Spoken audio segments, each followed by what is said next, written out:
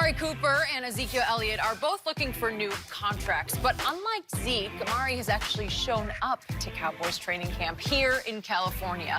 Amari was asked why he's not holding out and said this: different strokes for different folks. I have a 50-year option coming up to where I get paid a significant amount of money if I play on that. But the running back position, you know, Melvin Gordon is one of my good friends, and he tells me the contract he would play on this year, it's nothing. I haven't really been thinking about my contract situation. I want to be here. I want to be out here running routes. I want to be out here catching balls from Dak because I think it's necessary. And I think it's going to help me achieve what I want to achieve this season. Okay, we're joined by Fox NFL analyst Greg Jennings. Greg, good to have you with us this morning. Who has the better strategy here? Are you going to go with Zeke or Amari? Better strategy, I'm not going to say who has the better strategy, but whose strategy do I like the most? Sure. Amari Cooper. And I say this because this is what I would do if I were still playing. I would be present and allow my play. And what if you use the running back? Running back, that's why I don't. I'm not going to be against it, what Ezekiel Elliott is doing, because I understand the situation. Amari Cooper is coming. These are players on the same side of the ball coming from two different vantage points. One, your position is reliable in Amari Cooper on your quarterback. The chemistry you develop, the chemistry, the rapport you have with the offense, the coordinator, the other guys that are going to be lining up and running routes and catching those footballs from Dak Prescott. You have to have that timing, that chemistry across the board.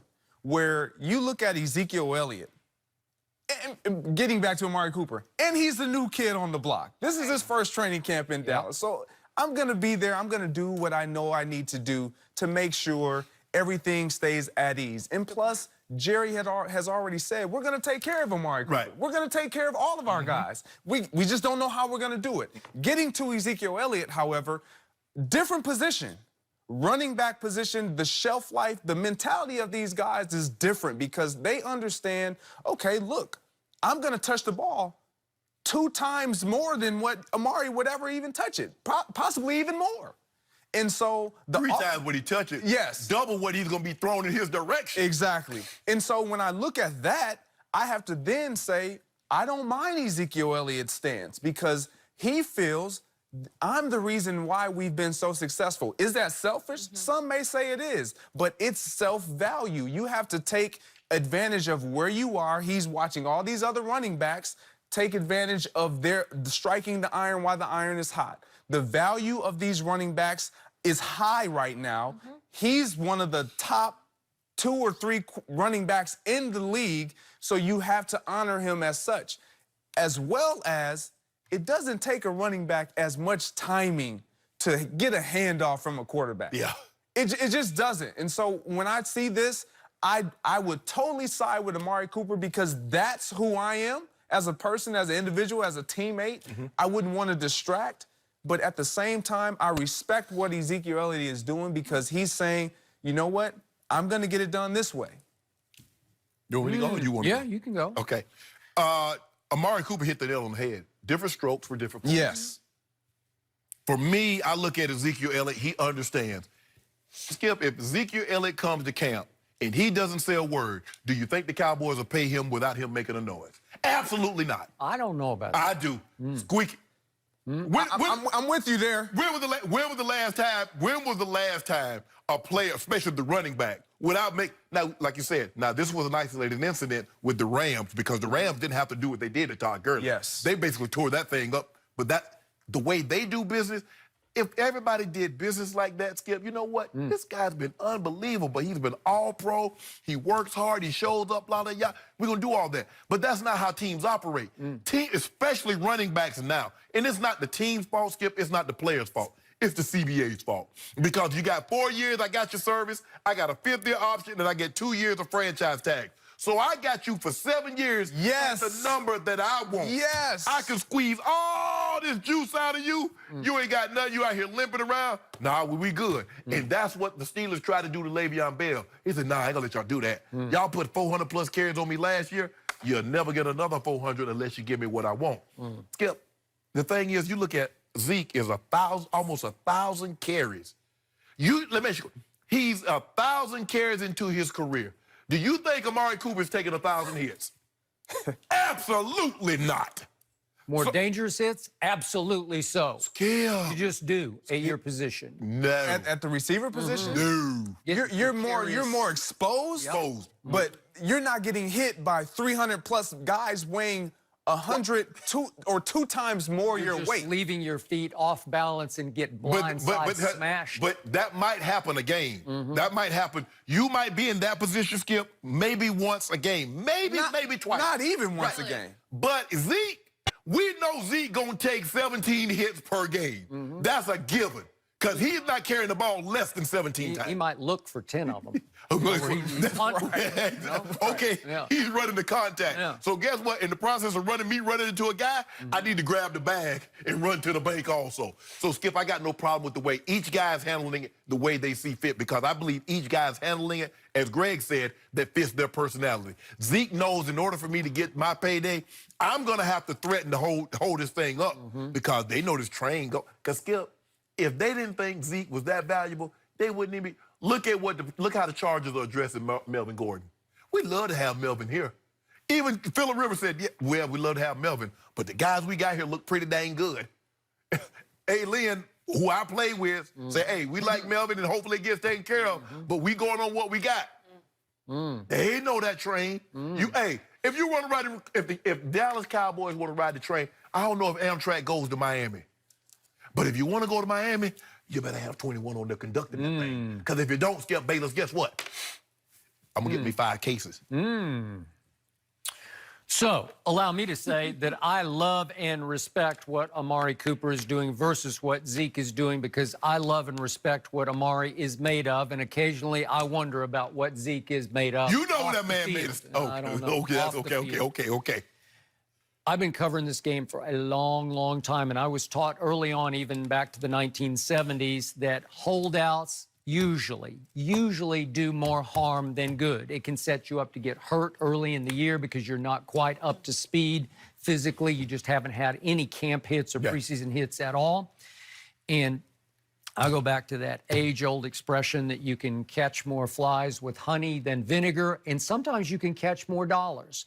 Because I remind you, those offensive linemen all got big paydays from Jerry Jones. Did they hold out for those paydays? No. Did Marcus Lawrence hold out for his payday? No. They just rewarded them, Skip. Okay. If they just say, hey, Zeke, this is what we got for you. We got Todd Gurley money. Zeke could have been there. And I ain't trying to catch flies. I don't want no flies. Jerry Jones really well. And one thing I do know about him is he has a big ego and huge stubborn pride. And if you push that man too far, even if Super Bowl is hanging in the balance, if you push too far, he will push back. Jimmy Johnson, once upon a time, pushed him too far. He insulted him once too many times behind the scenes in front of assistant coaches and front office personnel. And after a while, Jerry said, you know what? I'm still the boss here. You're fired. Well, you just fired a coach. You just won back-to-back Super Bowls. I'm just warning you that if you push too far and too hard and you make it personal on any front, you're asking for it, because this man is a billionaire. And when did he push back? After when? After he won them Super Bowls. And you see, you keep saying you catch more flies with you catch honey more and vinegar. Yeah, but don't worry about it. Because right now, Zeke say, I'm catching flies with boo-boo, because it's a boo-boo contract you got me playing on. Give me Todd Gurley money, and I'll come to camp. Okay. As simple as that. Okay, just remember what Amari has been through that Zeke has not.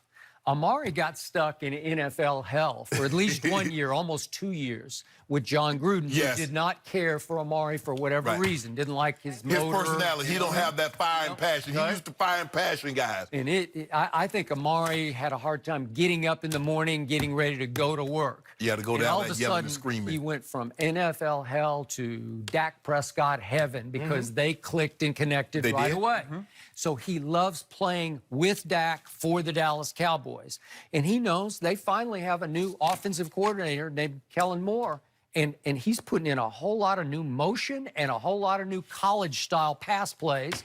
Well, you better be there to figure, as you point out, that position, you better have wavelength with that quarterback. Yeah, and it's all about time. And if he had been there with Amari Cooper, say, 5, 6 years. See, that's why Julian Edelman, who's going to miss a lot of time. But Julian has played with Tom Brady for, what, 7, 8 years? Yes. Yeah. So the rapport that... It's already present. It's already present. They already know what each other's thinking. I think you're going to see a dramatically different Cowboy attack this year as opposed to Tom Brady's, which will look pretty much like... Right, but the difference is that Amari only got 8 games of working with him. So now we get a training camp, because that's where the chemistry is found, Skip. I got to build that trust with you in camp. So that's when we can, we can talk, hey, run it like this. How's this guy playing me, Greg? Oh, he's over the top. Well, I'm going to throw it like this. That's when you build that rapport. So come game time, what looks like second nature, you worked on this in camp. And Jerry Jones has been through this before with a guy by the name of Emmitt Smith, someone you covered, correct? A guy who pushed, and then... He pushed too hard, and he finally alienated Jerry. He made him mad. Well, it worked because his teammates recognized, as well as Jerry recognized, how important he really was and how valuable he was to that team. It did not change that drink. It did not change their relationship. No. It didn't change the dynamic within that locker room. The guys still respected a young After they lost that game the Monday night to the Washington Redskins, tell the people at home what Charles Haley do to that wall. No, it was Buffalo. They lost to the Bills at home, 12-10. And it was the Monday night they opened up and lost to Washington. They did. But it was after the Bills game. What'd he do? He took his helmet and flung it so hard against the wall, it crushed it. It indented it with a helmet. And this is the importance. This is the value and Ezekiel Elliott brings to the table. It's not just about him being selfish or wanting money. We understand that, but when you are going to take on the amount of responsibility that he takes on for this organization, for this offense, you owe it to him to say, you know what, let's at least talk about it. Let's meet you halfway. Let's come into camp. Let's talk through it.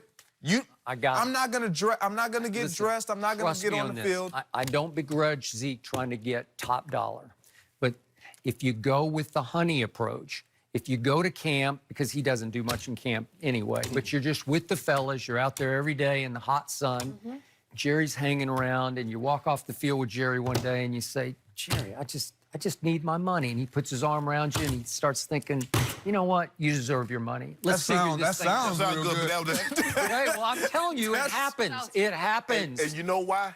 All you got to do, I'm just going to ask you, look at New Orleans and look at New England. When Todd Gurley wasn't doing Todd Gurley things, how that offense look? And when Todd Gurley did Todd Gurley thing, they had a top 2 offense. When Todd Gurley wasn't doing Todd Gurley, Jared Goff is still there. Did you see what C.J. Anderson did to my Dallas Cowboys? Where'd he come from? Off his couch. Hey, did you see what Todd Gurley do?